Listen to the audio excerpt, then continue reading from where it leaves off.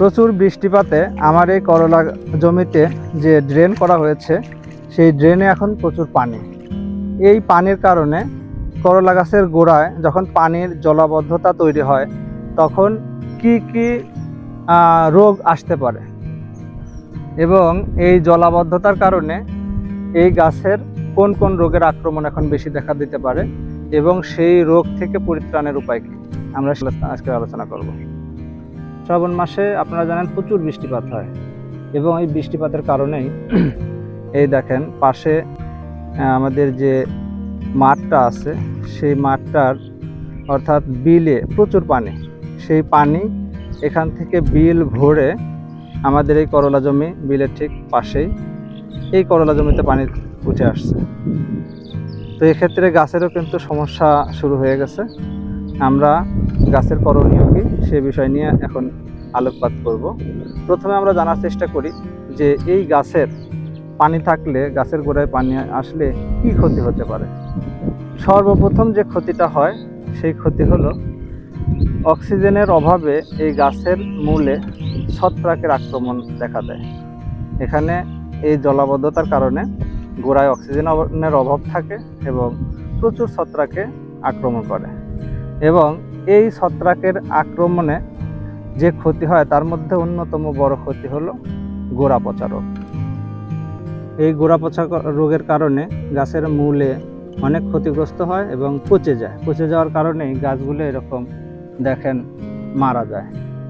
তো প্রথমেই যেটা করতে হবে, এই গাছের গোড়ায় যাতে পানি আটকে না থাকে সর্বপ্রথম সেই পদক্ষেপ নিতে হবে, অর্থাৎ পানি যেভাবে হোক গাছের গোড়া অর্থাৎ ড্রেন থেকে পানি মুক্ত করতে হবে। এছাড়া এরকম জলাবদ্ধতার কারণে গাছ শুকিয়ে যায় এবং গাছটা হেলে পড়ে। এরপরে এই জলাবদ্ধতার কারণে গাছের মূল পচে যায়। মূল পচার কারণে যে লক্ষণগুলো গাছে দেখা দেয় তা হলো পাতা হলুদ হয়ে যায়। এই দেখেন গাছের গোড়ায় পানি থাকার কারণে এই পাতাগুলো এরকম হলুদ হতে থাকে এবং আস্তে আস্তে সেই পাতাগুলো মারা যায়।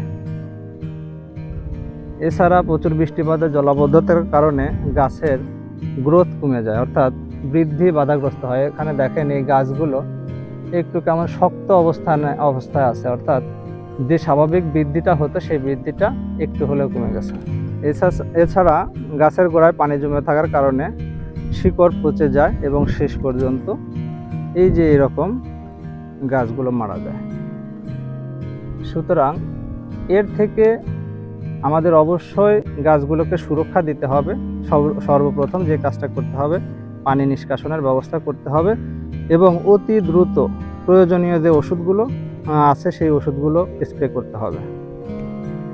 এই রকম জলাবদ্ধতার কারণে সৃষ্ট যে সমস্ত রোগবালাই, সেই রোগবালাইয়ের আক্রমণ থেকে যে সমস্ত উত্তরণের জন্য যে সমস্ত ওষুধ প্রয়োগ করতে হবে, স্প্রে প্রয়োগ করতে হবে, পরবর্তী ভিডিওগুলোতে আমি সেই বিষয়ে বিস্তারিত ইনশাল্লাহ দেওয়ার চেষ্টা করব। আপনারা যারা আমার ভিডিও নিয়মিত দেখে থাকেন, অর্থাৎ যারা করলা চাষি আছেন অথবা আমার মতো কৃষিকাজে নিয়োজিত আছেন, তারা আমার এই ইউটিউব চ্যানেল এবং ফেসবুক পেজটা ফলো দিয়ে এবং সাবস্ক্রাইব করে পাশে থাকবেন। আমার ইউটিউব চ্যানেলের নাম আপনারা জানেন, ইনসাফ অ্যাগ্রো টিভি, এবং ফেসবুক পেজের নাম ইনসাফ অ্যাগ্রো 1। তো আপনারা সবাই ভালো থাকবেন, সুস্থ থাকবেন। আপনাদের যে সোনার ফসলগুলো ভালো হোক, ফলন ভালো হোক, ন্যায্য মূল্য পান, এই প্রত্যাশায় আজকের মতো এখানেই। আল্লাহ হাফেজ।